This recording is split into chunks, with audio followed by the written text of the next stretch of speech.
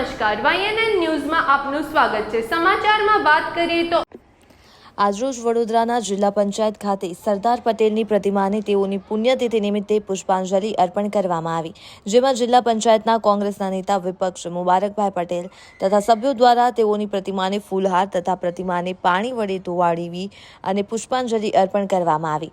નેતા વિપક્ષે જણાવ્યું હતું કે જિલ્લા પંચાયતમાં તમામ લોકોને ખાવાનો ટાઈમ મળે છે, પણ સરદાર વલ્લભભાઈ પટેલની પ્રતિમાને પુષ્પાંજલિ કરવાનો ટાઈમ પણ જરાય નથી હોતો।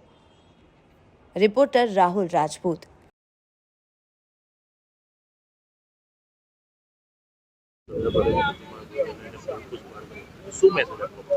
ખાસ તો સરદાર સાહેબની આજે 75મી પુણ્યતિથિ છે અને ભાજપ પક્ષ જે છે એ યાત્રા કરે છે સરદાર સાહેબના નામ પર। જ્યારે આજે પુણ્યતિથિ હોવા છતાં પણ આજે સામાન્ય સભા હોય જિલ્લા પંચાયતમાં, તમામ સભ્યો, પ્રમુખશ્રી, તમામ ચેરમેનશ્રીઓ આજે હાજર હોવા છતાં પણ સરદાર સાહેબને યાદ કરતા નથી। અને જિલ્લા પંચાયતના પ્રમુખ બંગલે તેઓ જમણવાર રાખે છે, તેમ છતાં એ જમણવારમાં તેમને ટાઈમ મળે છે સંકલન કરવા માટે, પરંતુ આ સરદાર સાહેબની પુણ્યતિથિમાં એક હાર ચાલવા માટે કે એમની માટે પ્રાર્થના કરવા માટે એમની પાસે ટાઈમ નથી, જેથી ખૂબ દુઃખદ ઘટના છે આજની। એટલે અમે ખૂબ દુઃખદ ઘટના સાથે અમે આજે આ સરદાર સાહેબની પુણ્યતિથિ અમે નમન કરીએ છીએ।